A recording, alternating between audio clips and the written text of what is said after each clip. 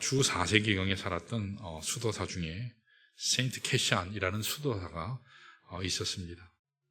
이분은 기독교 수도원 운동을 시작했다고 말할 정도로 깊은 영성을 가졌던 사람입니다. 일부 예배 때도 말씀드렸지만 예수님의 사도가 있으면 그 사도에게서 배운 속사도가 있어요. 일속 사도가 이어진 속사도가 있고, 그 속사도 이후에 1세기, 2세기쯤 가면 이게 교부들이 나와요. Godfather라고 표현하죠. 이들은 하나님 은혜 가운데 굉장히 영성이 있는 그런 하나님의 사람들이에요. 천주교가 아니고요. 그때까지는. 그래서 한 4세기, 5세기 가서나 5세기 이후 가서나 그렇게 천주교가 등장하기 시작합니다. 이 세인트 캐시안은 아주 깊은 영성을 가졌던 하나님의 사람입니다. 한 번은 이분이 시리아에 있는 수도원에서 금식을 하고 있을 때 방문객들이 찾아왔어요. 먼 길 오느라고 그들이 지쳐 있으니까 이것을 본 굉장히 지쳐있고 굶주린 그들을, 이 캐시안이 그들에게 식사를 대접하기 위해서 직접 나갔어요. 그리고 그들과 함께 식사를 했습니다. 이것을 본 방문객들 개인적으로는 너무 좋았지만 약간은 실망스러웠어요. 저 위대한 하나님의 사람이 경건의 삶 가운데 더 기도하고 막 그렇게 했을 줄 알았는데 자기와 같은 평범한 사람을 만나주는 것을 보면서 한편에서는 좋았지만 한편에서는 실망이 됐어요. 그래서 묻습니다. 어떻게 당신같이 이렇게 경건한 사람이 금식의 규를 깨뜨리고 우리와 함께 식사를 하는 것입니까? 그때 캐시안이 이렇게 대답했습니다. 굉장히 유명한 말이에요. 금식은 언제든 행할 수 있는 것이지만 당신들은 떠나면 언제 다시 만날지 모르는 사람들 아닙니까? 100번의 금식보다 한 번의 진실된 사랑, 섬김이 더 소중합니다. 이것이 주님이 원하시는 진짜 경건입니다. 참 귀한 말씀이죠. 흔히 경건이라고 하면 철저한 규율 가운데에서 홀로 금식하고 자신을 다스리는 것이다. 그것이 경건이라고 생각하지만 그것만은 아닌 것 같아요. 오히려 건강한 관계 속에서 하나님을 사랑하고 사람들을 사랑하는 것, 이것이 진짜 경건의 핵심이라고 생각이 됩니다. 우리 실제로 야고보서 1장 26절 27절에 이렇게 기록되어 있어요. 야고보는 경건에 대한 정의를 이렇게 이야기합니다. 우리 한번 볼까요? 같이 읽습니다. 시작.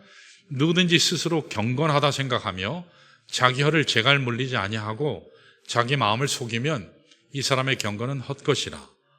하나님 아버지 앞에서 정결하고 더러움이 없는 경건은 곧 고아와 과부를 그 환난 중에 돌보고 또 자기를 지켜 세속에 물들지 아니하는 그것이니라 라고 기록했어요. 여기 야고보가 소개하는 경건에는 두 가지 특징이 있는 것을 알 수 있어요. 요약하면 첫째는 하나님 앞에서의 자신을 지키는 거예요. 하나님 앞에서. 이것은 하나님과의 관계성이에요. 두 번째는 사람 앞에서 이웃을 사랑하는 것입니다. 사람과의 관계성, 즉 인간관계를 얘기하는 거죠. 이런 면에서 참 경건한 삶, 하나님이 기뻐하시는 신령한 삶이라고 하는 것은 어떤 규율 가운데 또는 규칙 가운데 행하는 그런 신앙생활이 아니라 오히려 관계성이라고 할 수 있습니다. 우리가 이 사실을 바로 알고 하나님과의 관계를 바르게 하고 사람과의 관계를 바르게 할 때 올바른 건강한 영성을 추구할 수 있습니다. 자, 그런데 오늘 많은 분들의 경우에 영적인 삶에 대해서 참 오해하는 것 같아요. 영적인 삶은 무조건 산기도 가야 되고 신령한 사람 찾아다니고 또 뭘 봤다 자꾸 들었다 하는 이런 많은 은사를 갖고 있으면 신령한 사람이라고 생각해요. 물론 이런 요소도 필요해요. 그러나 이것도 무시할 수 없지만 더 중요한 것은 내 삶 가운데 건강한 관계성이 있는가, 이걸 점검하는 것이 더 중요합니다. 이게 훨씬 중요해요. 하나님과의 관계성, 사람과의 관계성이 건강하지 않은데 은사만 열심히 찾아다니고 뜨거움만 열심히 찾아다니는 그런 신앙생활은 대단히 위험하고 잘못된 길로 갈 수 있다는 것입니다. 오래전에 어떤 성도 한 분이 하도 가정도 안 돌보고 직장생활도 제대로 하지 않고 교회도 제대로 섬기지 않는 그런 성도가 있었어요. 이 성도의 관심은 오직 은사 집회예요. 은사 집회. 집회만 열심히 쫓아다니는 분이 계셨습니다. 한 번은 담임 목사님이 답답해서 그 성도를 불렀어요. 왜 그렇게 집회만, 은사 집회만 열심히 쫓아다닙니까? 그랬더니 그분이 이렇게 대답을 합니다. 목사님, 제가 성경을 이렇게 들여다보니까 은사가 한 32개가 되더라고요. 그런데 그 중에 열심히 은사를 받았는데 자기는 아직 16개를 못 받았대요. 16개밖에 못 받았기 때문에 그 16개를 다 받을 때까지 제가 은사 집회를 멈출 수가 없습니다. 그렇게 얘기를 하더래요. 전 잘 모르겠어요. 성경에 은사가 32개나 있는지. 전 아무리 들여다봐도 그렇게 안 되던데. 피터 와거너도 27개까지는 봤다고 했는데 빌 하이벨스도 23개 정도 된다고 하던데 저도 뒤져보니까 한 23개 정도 되던데 어쨌든 32개가 되는지 뭐 어쨌는지 잘 모르겠지만 그거 다 받겠다고 가정도 팽개치고 직장도 팽개치고 교회 사역도 무시한 채 쫓아다니는 이것이 신령한 삶, 과연 영적인 삶일까? 이거 잘못돼도 한참 잘못된 거죠. 고사성어 중에 과유불급이라는 말이 있죠. 이게 공자가 얘기하셨는데 과한 것은 모자란 만 못하다 그런 뜻이죠. 무엇인가 지나치면 잘못된다는 거죠. 이게 우리 영적 생활도 마찬가지입니다. 너무 소극적인 자세도 문제예요. 그러나 너무 지나친 열심도 위험할 수가 있습니다. 자칫 잘못하면 하나님께서 원하시는 그 정도를 벗어날 수 있기 때문입니다. 이런 의미에서 여러분과 제가 지치지 아니하고 하나님과의 올바른 관계 속에서 이웃을 섬기고 교회를 섬기는 삶을 사는 것은 대단히 중요합니다. 그리고 이것은 성경이 소개하는 건강한 영적인 삶이 되는 거예요. 오늘 여러분들은 영성 생활 잘 하시는지 모르겠습니다. 여러분들의 영성은 어떠신가요? 치우치셨나요? 아니면 삐뚤어지셨나요? 아니면 왜곡되셨나요? 아니면 건강하신가요? 여러분 살펴보시길 원해요.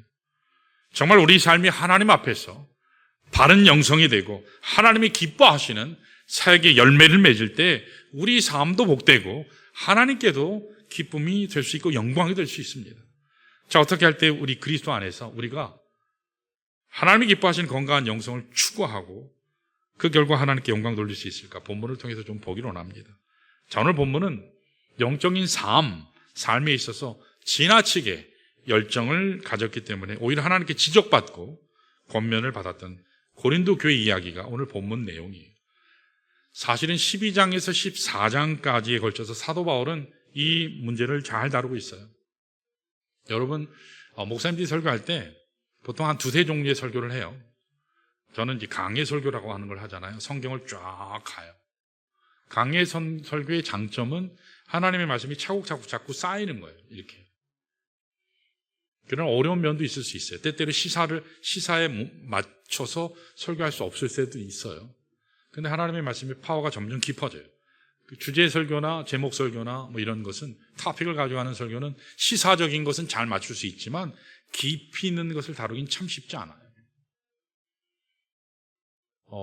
지금 강의 설교를 고린도 교회를 하는데 고린도 전설을 하는데 32번째예요.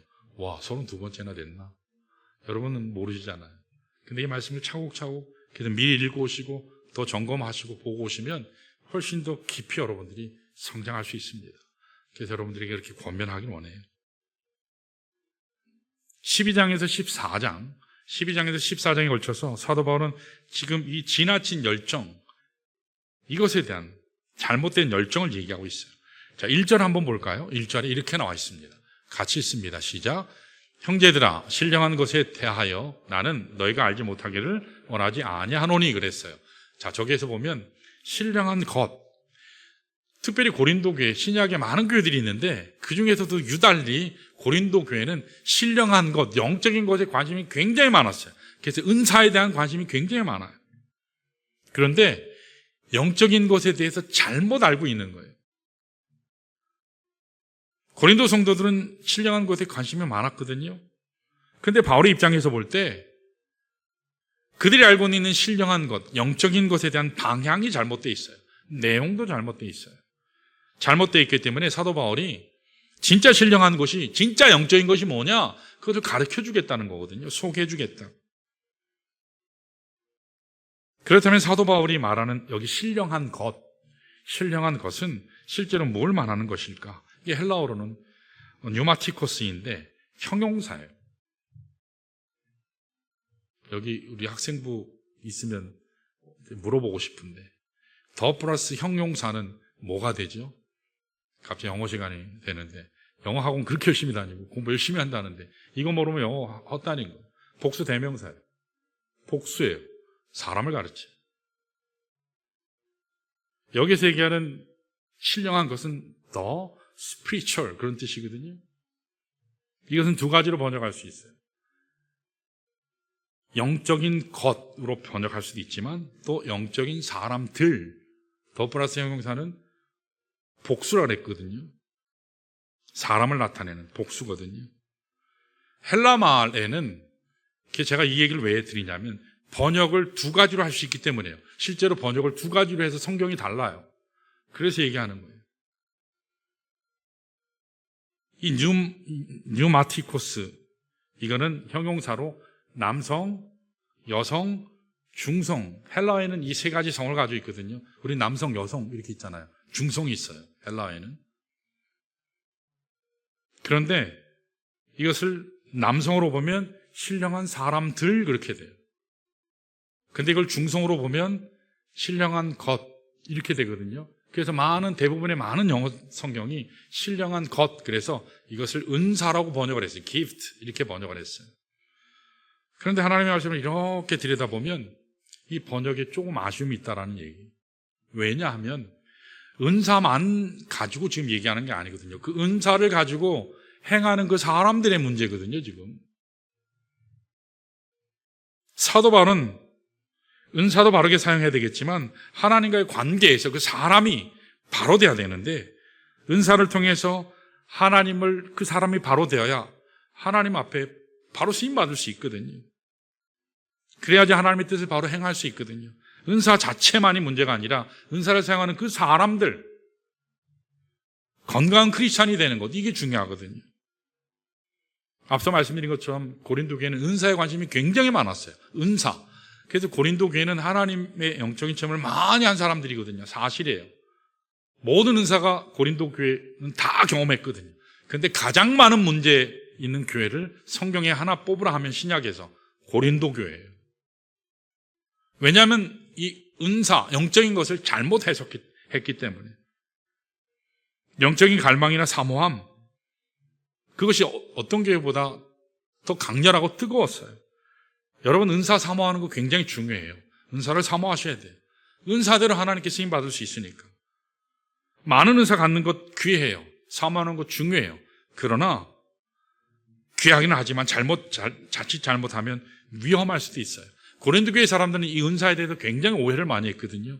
그리고 은사를 오용했어요. 은사는 하나님께서 우리에게 주신 사역을 위한 도구인데 이것을 사람들이 계급처럼 생각했어요. 그래서 귀한 은사, 후진 은사 이런 식이에요. 더 높은 차원의 은사, 낮은 차원의 은사, 등급을 정해서 은사를 자랑하고 은사를 가지고 교만함을 행사했거든요. 그래서 은사만 가지면 다 된다. 은사만 가지면 다 된다. 그리스도의 인격이 드러나야 되고 하나님의 사랑이 드러나야 되는데 은사만 있으면 다 된다. 그런 잘못된 인식을 그들이 가지고 있었습니다. 특별히 공예배 시간에 은사를 함부로 사용하는 바람에 혼란과 무질서가 교회 안에 찾아왔어요. 이것은 하나님 기뻐하시는 그리스도인의 삶이 아니죠.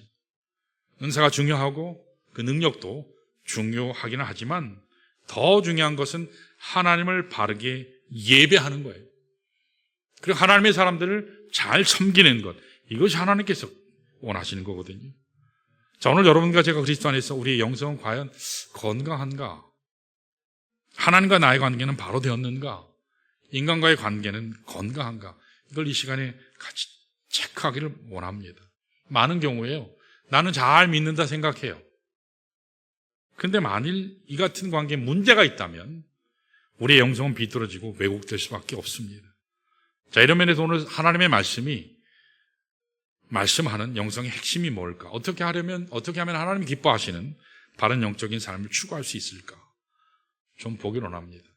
그래서 오늘 제목이 뭐죠? 건강한 영적 삶을 추구하려면 추구하라. 그런 제목을 붙였죠. 자, 첫 번째로 따라할까요? 온전한 변화가 필요하다.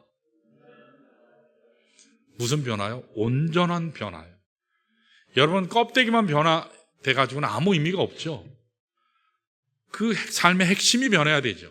방향이 바로 돼야 되는 거거든요. 영적인 삶을 그래야 바르게 출발할 수 있습니다. 자, 2절을 볼까요? 거기 보면 과거의 우리들의 모습이 거기 나와 있어요. 소개하고 있습니다. 자, 2절이요. 시작. 너희도 알거니와 너희가 이방인으로 있을 때에 말 못하는 우상에게로 끄는 그대로 끌려갔느니라 그랬습니다. 여기 이방인이라고 하는 것은 예수 믿기 전에, 내가 거듭나기 전에 하나님을 알지 못했을 때에 그걸 얘기하는 거예요. 예수 만나지 못했을 때 우리의 삶이 이러지 않았나요? 우상에게로 끌려갔어요. 세상 따라, 내 생각 따라, 내 욕심 따라 노예처럼 살아갔던 것이 과거 우리들의 모습이에요. 자, 그런데 3절을 보면 이와 같은 삶을 살았던 사람들이 굉장히 드라마틱한 삶으로 변화된 것을 표현해요. 3절은 굉장히 중요한 말씀이에요. 자, 같이 한번 읽어볼까요? 시작. 그러므로 내가 너희에게 알리노니 하나님의 영으로 말하는 자는 누구든지 예수를 저주할 자라 하지 아니하고 또 성령으로 아니하고는 누구든지 예수를 주시라 할 수 없느니라. 그렇게 얘기했어요. 여기 하나님의 영은 성령을 얘기하죠.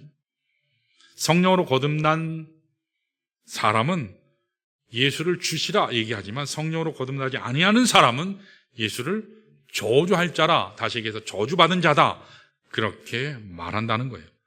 여러분, 그 당시 이 초대교회 시대에 예수님이 십자가에 못 박히는 그 당시에 예수님은 저주할 자다, 저주받은 자다, 그렇게 얘기했었던 부류의 사람들이 있었어요. 누굴까요?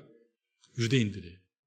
유대인들이 예수님을 향해서 저주받은 자다, 그렇게 얘기했어요. 그들이 왜 그렇게 얘기했을까요? 그들의 머릿속에는 메시아는 십자가에 못 박혀서 허무하게 죽는 사람이 아니었어요. 정치적인 지도자로, 군사적인 지도자로, 경제적인 지도자로 이스라엘을 부강시킬 제2의 다윗의 왕조가 세워질 거라고 그들이 기대했거든요. 근데 허무하게 십자가에 못 박혀 죽었거든요. 근데 그럴 것이 그들도 근거 있게 얘기한 거예요. 우리 신명기 21장 23절 하반절에 보면 이렇게 나와요. 같이 읽습니다. 시작. 나무에 달린 자마다 하나님께 저주받았음이니라. 이게 어디에 나와요? 신명기에 나와요. 나무에 달렸다라고 하는 건 십자가 처형받았다는 거거든요. 십자가 처형은 가장 극한 죄인에게 집행하는 사형 집행이거든요. 메시아가 이걸 받는다고 하는 것은 그들은 이해할 수 없죠. 그래서 이 십자가 사건을 유대인들에게 있어서 거친 것이다. 사도행전에나 말씀이 계속 반복해서 얘기하는 것이 바로 이거예요. 유대인들 인식 가운데 십자가 처형당한 예수는 저주받은 자다. 이것은 단순히 예수를 인간으로 봤기 때문에 내린 결론이죠. 오늘 많은 불신자들도 마찬가지죠. 예수 그리스도를 단순히 인간으로 생각하는 경우에는 불행하다가 어쩌다가 잘못 걸려서 십자가에 죽음당한 참 안타까운 한 청년, 이렇게 얘기해요. 사실 오늘 본문을 기록한 사도 바울도 한때는 예수님을 그렇게 봤어요. 예수는 인간으로 봤어요. 그래서 예수님이 인간이라고 생각했기 때문에 그가 말하는 모든 것은 잘못됐고 그가 전하는 복음은 틀렸다. 그를 따르는 사람들을 갱생해서 바른 길로 인도해야 된다. 그래서 하나님의 열심으로 열심히 예수 믿는 사람들을 잡아 죽이고 핍박했어요. 이와 같이 예수님을 저주받은 자라고 생각했던 이 바울이 어떻게 해서 예수님을 주시라 고백할 수 있게 됐을까요? 예수는 저주받은 자다, 그렇게 얘기했었던 사람이 예수는 주시라, 하나님이다, 이렇게 고백할 수 있을까요? 그 근본 원인은요, 오늘 본문에 의하면 성령이다, 그렇게 얘기해요. 성령으로 아니하고는 그 누구도 예수를 주로 고백할 수 없다. 이것을 다시 뒤집어서 얘기하면 아무리 완악한 사람이라도 성령을 통해서 거듭나면 비로소 알게 되는 진리가 하나 있는데 예수가 주시다, 이걸 알게 되고 고백할 수 있다, 이 말이에요. 일반적으로 우리가 구원받는 사건을 설명할 때 예수 영접하면 구원받고 천국 간다 생각하지요. 이 말 맞아요. 주님 믿게 나오면 천국 가요. 여러분 다 천국 가실 확신 있으시죠? 확신이 없으세요? 예수만 믿으면 다 천국 가요. 자, 그런데 문제는 뭐냐면 예수를 믿은 후에, 예수를 영접한 후에, 그러면 마음대로 살아도 괜찮으냐? 사실 성경은 그렇지 않다고 말하거든요. 내가 정말 예수님을 나의 구원자로 영접했으면 반드시 고백해야 할 것이 있는데 그분이 나의 주님이심을 고백하는 거예요. 주님이라고 하는 것은 대문자로 Lord거든요. Lord. 이 말은 하나님이란 뜻이에요. 나의 주권자다. 나의 삶의 영역 모든 곳에 그분이 주권자다. 그 의미예요. 예수 믿기 전에는 내가 내 삶의 물질의 주인이었고 내 삶의 계획의 주인이었고 삶의 즐거움의 주인이었고 가정의 주인이었고 내 인생의 주인이었지만 예수 믿고 난 후에 그분이 하나님 되심으로 그분에게 나의 모든 것을 양도하심으로 인해서 나보다 더 내 삶을 잘 윤택하게 복되게 인도하신다. 이걸 선포하는 것이 주되심이거든요. 로드십이 분명해야지 크리스천 삶이 바르게 되고 바르게 열매를 맺게 돼요. 근데 어떠세요, 여러분? 우리 일반적으로 많은 분들이 예수님 영접하거든요. 영접한 후에도 여전히 내 인생의 운전대를 내가 잡고 있어요. 여러분 어떠세요? 내가 운전사예요. 내 인생을 내가 주도해서 가요. 분명히 예수님이 내 인생의 차에 타셨거든요. 근데 운전대를 양보하지 않고 예수님 제 뒷좌석에 앉으세요. 뒷좌석에 앉으세요. 내 인생은 내 마음대로 내가 계속 할 거니까 뒷좌석에 앉으세요. 제가 필요할 때 부를게요. 그래서 예수님을 믿는 것을 나의 도구나 수단 정도로 생각하고 예수님을 내 인생의 뒷좌석에 앉혀두기 때문에 크리스천의 삶이 제대로 안 되는 겁니다. 더구나 많은 크리스천 가운데 예수 믿는 사람 같긴 한데 삶의 내용을 보면 그리스도인답지 않은 삶의 모습이 많아요. 그걸 발견하게 될 때 깜짝깜짝 놀라요. 이 부분을 설명하면서 자주 인용하는 그 예화가 있거든요. 이게 신학교에서 많이 예화하는데 한 번은 아프리카 식인종 마을이 있었거든요. 식인종이 뭐 하는 건지 아시죠? 사람 잡아먹는 사람들. 식인종의 마을에 성장한 한 식인종 한 사람이 미국으로 건너갔어요. 그리고 신학을 했습니다. 공부를 다 마치고 목회학 보통 석사, 그게 6학기거든요. 3년 정도를 공부를 해야 돼요. 짧으면 3년, 길면 4년도 공부하거든요. 공부를 다 마친 후에 이분이 다시 아프리카로 돌아갔어요. 그리고 몇 년의 세월이 흐른 후에 신학교에서 함께 공부했었던 미국 형제 한 사람이 안수를 받고 선교사로 파송해서 아프리카로 갔어요. 아마 그 형제가 있는 그 나라 쪽에 아마 간 것 같아요. 아프리카에서 생활을 열심히 하는 중에 안타깝게도 식인종한테 잡혔어요.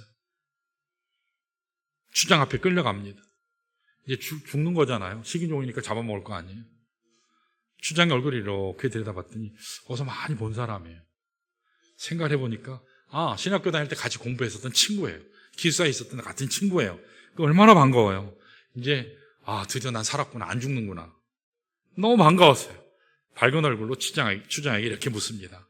자네가 신학 공부한 후에 많은 변화가 있지 않았냐고. 그랬더니 추장이 대답하기를 맞아. 내가 많은 변화가 있었지. 물론 많은 변화가 있었지. 그러면서 말을 합니다. 예를 들면 신학을 하기 전에는 내가 사람 잡아먹을 때 그냥 잡아먹었는데 지금은 적어도 식사 기도는 하고 먹는다고 그렇게 얘기를 해요. 여러분 이게 진짜 변화라고 말할 수 있을까요? 옛날에는 그냥 사람 잡아먹었는데 예수님 영접하고 나서는 이제 그래도 식사 기도하고 감사 기도하고 잡아먹는다고. 이게 변화된 삶이 아니죠. 사실 우리 중에도 이런 경우 많지 않습니까? 식기도 할 때 그냥 눈 한번 깜빡 누가 볼까봐 깜빡 기도가 아니면 이렇게 땀 닦는 척 하다가 쓱 기도하고. 여러분 그러지 않으세요? 코로나19 시간에 그 기간에 얼마나 핍박받았어요. 교회 갔다 왔냐 안 왔냐. 교회 갔다 왔다 하면 너 저기서 혼자 먹으라 그러고 그렇죠. 혹시라도 있으면 저거 할까봐 기도하다가 들킬까봐. 여러분 조심한 그런 경험이 진짜 않으세요? 여러분 이런 차원의 변화로는 절대로 그리스도인답게 살 수 없어요. 이걸 넘어서야 됩니다. 내가 정말 성령을 통해서 거듭났고 내가 성령을 통해서 예수 그리스도가 나의 주가 되셨다. 이 사실을 정말 안다면 실제로 내 삶의 주인이 예수가 돼야 돼요. 내 삶의 주도권을 그분에게 내어드리는 것입니다. 내 인생의 운전대를 여전히 잡고 있으면서 왜 하나님 내 삶을 축복하지 않으세요? 왜 내 문제가 있는데 하나님 그냥 넘어가세요? 하나님 하실 말씀 많으실 것 같아요. 야, 내가 너 도와주고 싶은데 넌 네가 자꾸 이상한 데로 가잖아. 여러분, 주님께 운전대를 맡기시기 바랍니다. 그러면 바른 방향으로 가게 돼요. 참된 의미에서 영적인 변화가 일어나는 것입니다. 때때로는 과정 속에 주님께 맡겼더니 안 될 수도 있는 것처럼 느껴질 수도 있어요. 그러나 반드시 주님께서 복되게 인도하실 줄로 믿으시기를 축원합니다. 자, 두 번째로 건강한 사역이 필요해요. 따라할까요? 건강한 사역이 필요하다. 제가 오늘 본문의 말씀을 보시면 사역에 대한 얘기를 아주 자세하게 설명하면서 용어 세 가지 중요한 단어가 나오거든요. 자, 우리 4절을 보면 이렇게 나와요. 4절 보면 읽어볼까요? 시작. 은사는 여러 가지나 성령 같고, 은사의 동그라미를 쳐보세요. 사역과 관련된 중요한 단어 세 용어가 나오거든요. 첫 번째는 은사예요. 은사. 은사라는 용어가 있는데 이것은 은혜의 선물이다. 그 뜻이에요. 선물. 우리가 예수님 만나잖아요. 예수님 만난 이후에 하나님이 사역을 감당하라고, 교회 사역을 감당하라고 주시는, 각각에 주시는 고유한 특별한 능력, 그게 은사예요. 그래서 은사는 사람마다 다 달라요. 다 달라요. 이 능력을 성경은 은사다, 그렇게 얘기를 합니다. 자, 5절을 보면 또 이렇게 나와요. 직분이라는 단어가 나와요. 직분은 여러 가지나 주는 같으며, 두 번째는 직분이에요. 직분의 동그라미를 치세요. 옛날 성경에는 이거를 직임이라고 했거든요. 옛날에는. 이것은 사역을 이루기 위해 우리가 맡은 역할이에요. 뭐라고요? 역할. 그래서 다 직분이 있잖아요. 장로, 안수집사, 권사, 집사, 직분이에요. 이걸 직임이라고 얘기해요. 여기서 나온 단어가 특별히 디컨이거든요. 집사라는 말이 바로 여기에서 나왔어요. 직임, 직분, 여기에서 디컨이라는 말이 나왔어요. 이걸 원어에 보면 가깝게는 서비스다, 미니스트리다, 이렇게 이야기를 하거든요. 섬김이란 뜻이죠. 섬김. 직분은 섬기는 자, 그 뜻이에요. 은사 받은 사람은 다 섬기는 자라는 거예요. 은사를 하나님이 주신 이유는 하나님의 사역을 감당할 능력을 주시기 위해서 은사를 주셨다고 한다면, 직분을 주신 것은 어떤 분야에서 어떻게 일할 것인가, 그걸 가르쳐 주기 위해서 우리에게 직임을 주셨어요. 여러분, 교회의 모든 직분은 훈장이 아니에요. 계급이 아니에요. 뭐 어떤 거는 퀄리티가 좋고 어떤 건 퀄리티가 후지고 그런 게 아니에요. 하나님이 주시는 섬김의 직이에요. 어떤 직분도 높고 낮음이 없어요. 다 동일해요. 하나님의 교회를 세우는 섬김의 직이 바로 직분입니다. 이것을 바로 깨달아야지 여러분이 건강한 크리스찬 사역을 감당할 수 있어요. 자, 세 번째 용어가 6절에 나와요. 이게 뭐냐면 사역이라는 거예요. 사역. 옛날 번역이 훨씬 더 나아요. 옛날에는 역사라 그랬거든요. 여기 사역이라 하니까 미니스트리라고 생각해요. 미니스트리가 아니라 역사, to work란 뜻이에요. 일한다라는 말이에요. 여기에서 정확한 이야기는 일한다. 그래서 은사를 통해서 능력을 행하고 나에게 주신 직분을 통해서 역할을 감당하는 것. 그래서 일하게 하는 것. 이게 오늘 본문 하나님께서 주신 말씀이에요. 근데 여러분, 이와 같은 나의 사역을 누가 이끌어 가시죠? 이와 같은 나의 사역을 누가 주도해 가시죠? 하나님의 말씀에 의하면 하나님께서 이루신다고 그래요. 하나님이에요. 자, 6절에 기록된 내용이 바로 그거예요. 우리에게 주어진 은사는 다양합니다. 오늘 본문에 기록된 것처럼 여러 가지라 그랬거든요. 여러 가지요.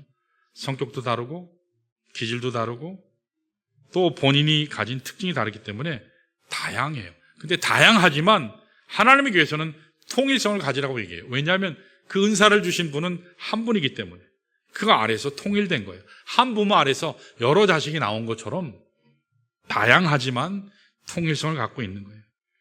근데 성경 말씀을 들여다보면 재미있는 게 있어요. 여러분, 삼위일체 하나님께서 역사하시는 그 사역의 내용들이 있거든요. 삼위일체 하나님께서 성부, 성자, 성령께서 동시에 연합해서 사역하는 사역의 모습이 드물게 나와요, 신약 성경에. 예를 들면 침례 예식할 때, 세례 예식할 때 예수님께서, 성부 하나님께서 위에서부터는 이는 내 사랑하는 아들 기뻐하는 자라, 그리고 성령 하나님께서는 비둘기같이 임하셨다고 나오죠. 성자 하나님 예수께서는 그 자리에서 침례받기 위해서 순종하고 계시죠. 이 연합사역이에요. 마치 그것처럼 오늘 본문의 은사와 관련해서도 삼위일체 하나님께서 일하시는 것을 보게 돼요. 그래서 본문에도 보면 성령이 나오고 주라고 나오는데 이 주는 예수 그리스도를 얘기해요. 또 하나님, 6절에는 하나님이라고 나오거든요. 이건 성부 하나님을 얘기해요. 그러니까 건강한 차원의 크리스찬 사역이 뭐냐? 이건 내가 하고 싶은 대로 하는 게 아니고 내 능력 따라, 내 재능 따라 하는 것이 아니라 하나님이 맡겨주신 역할을 따라 하는 거예요. 역할을 따라 하는 겁니다. 여러분, 세상의 일은 그렇지 않죠? 세상의 일은 스펙 잘 쌓고 내 능력 따라 일하고 내 재능 따라 하면 돼요. 거기서 취직도 하고 일자리도 얻지만, 그러나 하나님의 일은 그렇지 않아요. 하나님의 일은 은사를 따라서 성령으로 말미암아서 맡기신 역할에 순종함으로 하나님 능력으로 열매 맺는 것이 바로 하나님 사역이에요. 자, 여러분들에게 당부하고 싶은 것은 우리 교회 1인 1사역 하기를 원하는데, 사역 참여하시는 분들이 얼마나 되나 몰라요. 아무 사역도 안 하시고 출석만 하시면 이건 조금 문제가 있어요. 출석만 하시면서, 교회만 다니시면서 아무 역할도 하지 않고 그냥 출석만 하면 이건 문제가 있어요. 왜냐하면 우리는 그리스도의 교회 공동체거든요. 교회 지체가 되셨고 그리스도의 몸의 한 부분이 되셨으면 크건 작건 여러분들의 역할이 필요해요. 뭘 해야 될지 모르겠어요. 너무 많은 사역들이 있어서요. 큰 사역들인데 저는 능력이 없어서 못해요. 아니요, 하실 수 있는 거 있어요. 자, 예를 들면 예배 끝나고 제가 나갈 때 저기 문 여는 사역, 그것도 사역이에요. 예배 시간에 저기 온풍기가 켜 있다, 설교할 때쯤 저 가서 끄시는 것도 설교 사역이에요. 여기 우리 지금 뭐라 그래야 되나요? 보일러 돌리고 있잖아요. 지금 돌아가고 있는데 제가 새벽에 5시, 6시 일어나서 켰거든요. 6시에는 여러분들이 못 오시죠, 물론. 나중에 나가실 때 끄시는 것도 사역이에요. 그거 쉽잖아요. 저 바깥에 온풍기 위에 로베 있어요. 그 끄시는 것도 사역이에요. 목사님, 이거 제가 맡아서 하겠습니다. 그렇게 하시면 돼요. 여러분, 어떤 사역이든 여러분 사역에 참여하시기를 부탁을 드립니다. 여러분, 일하셔야 내 교회가 돼요. 그렇잖아요? 그럴 때 성장이 가능합니다. 물론 일하다 보면 하나님의 일을 하다 보면 어려운 일도 있고 상처받는 일도 있어요. 문제가 생겨요. 사람과의 관계, 사람이 있는 곳에는 반드시 문제가 있어요. 그러나 하나님이 역사하셔서 은사대로 직임대로 감당하면, 일하면 하나님께서 도우실 줄 믿습니다. 자, 그래서 어떤 역할이든지 좋아요. 여러분들이 행하시기 바라요. 1인 1사역 해야 되는데 우리가 여전히 못하고 있는 게 많아요. 자, 마지막 세 번째 따라할까요? 축복된 열매가 필요하다. 여러분, 열매를 남기시길 바라요. 어떤 열매요? 축복된 열매. 자, 이와 같이 은사를 통해서, 나에게 주어진 직함을 통해서, 다양한 역할을 감당함을 통해서 맺게 될 마지막 결론이 뭐냐? 하나님이 기뻐하실 축복된 열매라고 얘기하거든요. 자, 7절 한번 볼까요? 7절이요. 같이 시작. 각 사람에게 성령을 나타내심은 유익하게 하려 하심이라. 자, 저기 유익하게 하려 하심이라 색깔을 넣었는데, 이게 우리가 보통 하는 useful하다, 아니면 benefit이 있다, 그런 의미가 아니에요. 저게 그건 결과적인 얘기고, 여기 있는 이 유익하게 하려 함이라라는 번역된 이 단어는 헬라어 말에서는 숨페론이라는 말이에요.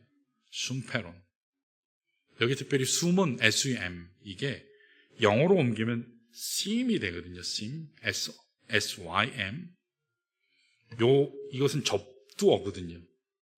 이게 무슨 뜻이냐면 same이란 뜻이에요. same. 자, 여러분, sympathy라는 단어 혹시 아시나 모르겠어요. 학생부를 불러다 놓고 물어봐야 되는데, 공부를 제대로 하면 이거 알아야 되는데, 그렇죠? 엄마 아빠가 새가 빠지게 돈 벌어서 학원 보냈는데 이것도 모르면 안 되시죠? sympathy. 이게 동정, 마음이 같은 이런 뜻이에요. 그래서 여기 순페론이라고 하는 뜻은, 여기서 유익하게 하려 함이라는 뜻은 이렇게 풀어낼 수 있어요. 서로 같은 마음으로 모이고 합력해서 하나님이 기뻐하시는 최선의 축복을 만들어내는 것, 내게 하시는 것, 그렇게 번역할 수 있어요. 자, 다시 제가 말씀드릴게요. 순페론, 유익하게 하려 함이라, 이 말은 서로 같은 마음으로 모이고 합력해서 하나님이 기뻐하시는 최선의 축복을 만들어내는 것, 이게 순페론이에요. 여러분, 하나님이 가장 기뻐하실 만한, 영광 받으실 만한 삶의 열매, 이걸 맺기 위해서 함께 하는 거예요. 한 마음을 갖는 거예요. 한 말을 하는 거예요. 한 뜻을 품는 거예요. 이와 유사한 시작하게 되는 영어가 또 있어요. 심포니라는 단어가 있어요. 심포니 아시죠? 심포니 오케스트라. 심포니가 무슨 뜻일까? 이 교향곡이거든요. 여러분, 여러 악기들이 함께 모여서 작품을 내는 것을 심포니라고 그래요. 크리스찬의 삶, 크리스찬 라이프는 독주회가 아니에요. 자기 혼자 떠들고 자기 혼자 좋다고 떠드는 게 아니에요. 여러 악기들이 함께 모이는 심포니예요. 하나 되어서, 한 마음 되어서, 각각의 은사는 다르지만 그 소리가 하모니를 이루어서 낼 때 어마어마한 능력이 나타나는 거거든요. 그때 하나님이 받으실 만한 아름다운 열매를 맺게 되는 거예요. 이게 크리스찬 사역의 핵심이에요.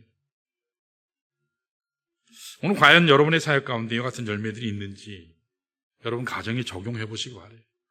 일터에 적용을 한번 해보세요. 서로 하모니를 이루어서 최선의 결과를 만들어내려면 뭐가 필요할까요? 서로 하모니를 이루어서 최선의 결과를 만들어내려면 실제적인 내용을 3가지만 소개하면 이거예요. 자, 첫 번째 따라할까요? 양보할 수 있어야 한다.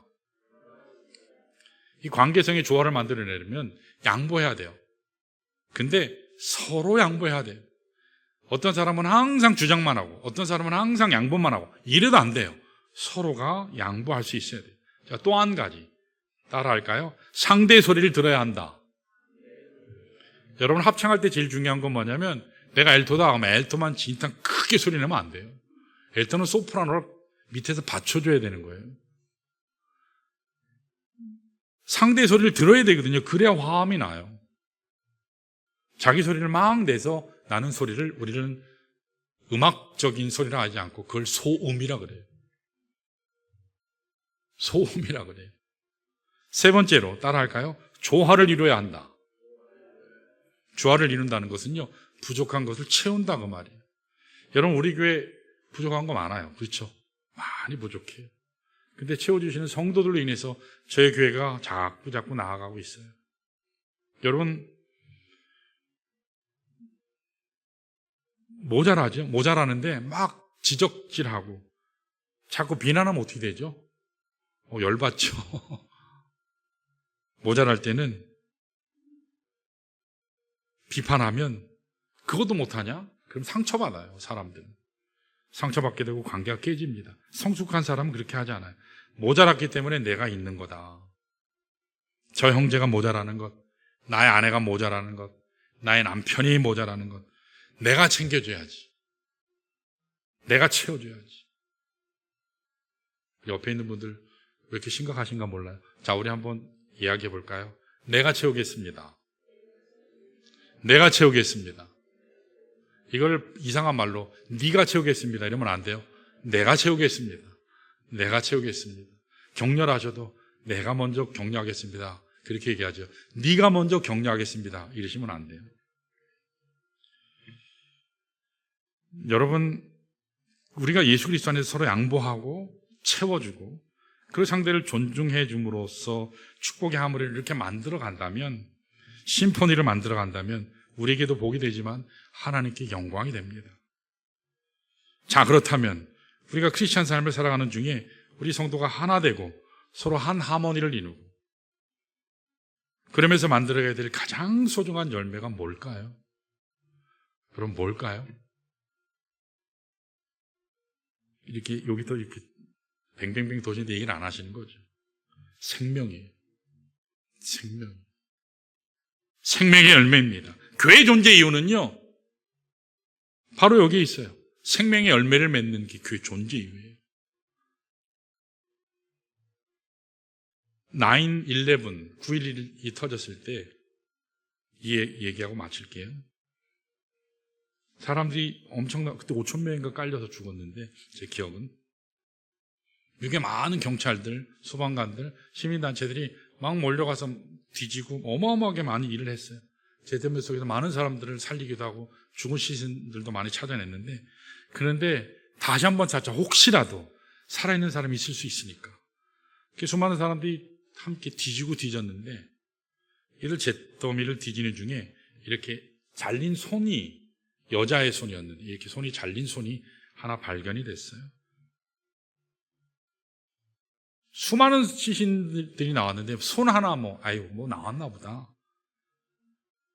뭐 별거 아니겠지. 지나치려 했는데 한 소방관이 그걸 유심히 지켜봤는데 그 손이 뭔가를 이렇게 쥐고 있는 거예요. 이렇게 쥐었는데 손이 이렇게 잘려 있어요. 그래서 소방관이 궁금했어요. 저 여인이 도대체 죽어가면서 뭐가 그리도 소중했길래 꽉 붙잡은 채로, 잘려가면서도 붙잡은 채로 죽었을까? 끝까지 놓지 않고 붙잡고 있는, 움켜잡고 있는 게 저게 뭘까? 궁금했어요. 그래서 그 여인의 손을 이렇게 펼쳐봤더니 그 안에 작은 어린아이의 손이 있었어요. 엄마가 마지막 죽는 그 순간에 아이 손을 붙잡고 있었다. 그러면서 철근이 아마 떨어져서 이렇게 잘려나간 것 같아요. 잘려나가면서까지 엄마가 그 손을 끝까지 붙잡고 있었어요. 이걸 보면서 많은 사람은 이게 엄마의 사랑이구나. 마지막 순간까지 절대로 놓칠 수 없는 손. 내 생명을 잃는 그 순간까지, 죽어가는 그 순간까지라도 절대 놓을 수 없는 손이 바로 자식의 손이. 왜냐하면 자식은 생명이니까. 엄마의 생명이에요. 가장 소중한 생명이니까 끝까지 붙잡은 거예요. 저는 이와 유사한 사건이 갈보리 십자가 언덕 사건이라고 그렇게 생각해요.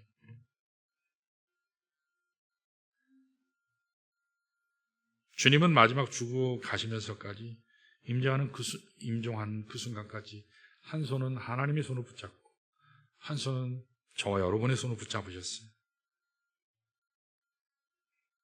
내가 놓아버리면 저 영혼이, 저 아들이, 저 딸이 영원한 멸망길로 갈 것인데, 내가 놓아버리면 그 지옥에서 다시는 돌아올 수 없는데 내가 어떻게 이 손을 놓을 수 있느냐.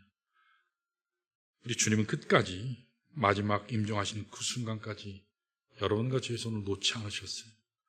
그러기 이 자리에 우리가 있는 줄 압니다.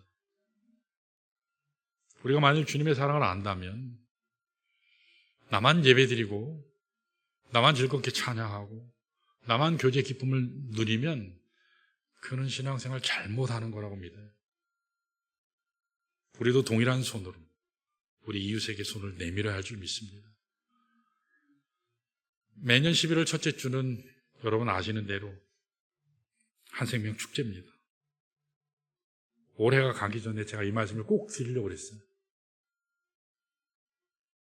하나님이 가장 기뻐하시는 것이 한생명 축제라고 저는 믿어요. 복음 축제예요. 저는 그것을 위해서 미국에서 여기 왔고 여러분들도 마찬가지라고 생각해요. 11달 남았어요. 한 달 남겨놓고 갑자기 연락하시면 안 와요. 11달 동안 그 한 생명 쓰셔서 지금 교회 내실 필요 없어요. 하나님께 내세요. 다시요. 여러분 한 생명 그 한 사람 하나님께 써서 내세요. 하나님, 내년에 하나님의 복음이 선포될 때 저도 최선을 다해서 준비하고 더 준비할 거예요. 그때 한 영혼이 정말 주님 앞에 거듭나는, 주님 앞으로 돌아오는 놀라운 은혜 역사가 있을 수 있도록 하나님 도와주십시오. 나는 할 수 없는데 하나님 도와주십시오.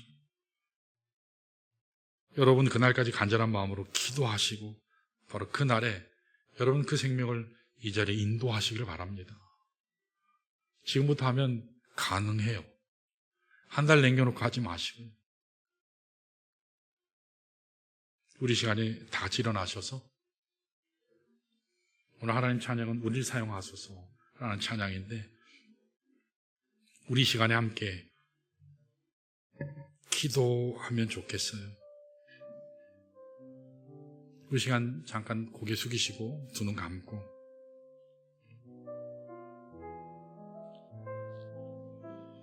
기도할 때 먼저 우리 마음을 주님께 올려드리는 기도를 했으면 좋겠습니다. 나를 사랑하는, 나를 사랑하시는 주님, 끝까지 내 손 붙잡고 놓지 않으신 그 주님을 감사합니다. 여러분 고백하시기 바래요. 하나님, 내가 이제부터 그날까지 이제 11달 남았습니다. 반드시 매년 행사로 끝나는 것이 아니라 반드시 하나님 앞으로 인도해야 될 한 생명, 그 한 생명이 내 부모일 수도 있고 형제일 수도 있고 남편일 수도 있고 아내일 수도 있고 자녀일 수도 있고 친구일 수도 있습니다. 한 생명을 마음에 품고 이 시간 기도합니다. 한 생명을 품은 어머니와도 같이 잃어버린 방황하는 한 생명을 품고 그날 그 생명이 주께로 돌아와서 예수 만나길 원합니다. 하늘 백성 되길 원합니다. 천국 백성 될 수 있도록 이제부터 제가 기도를 멈추지 않겠습니다. 11월 첫 주 그날 화성 봉담, 이 봉담이 오순절 날이 돼서 성령께서 강림하셔서 봄에 부흥이 있게 하시고 하나님 나라 권세가 다시 회복될 수 있도록 아름다운 역사가 바로 이 자리에 일어날 수 있도록 하나님 도와주십시오. 아버지 도와주십시오. 그저 나만 홀로 왔다 가는 인생길 되지 않도록 내 어머니를, 내 아버지를, 내 아내를, 내 남편을, 내 자식 주 앞에 인도할 수 있게 해달라고 이 시간 우리 함께 하나님 앞에 간절하게 기도하겠습니다. 다 같이 기도합니다. 아버지 하나님 감사합니다.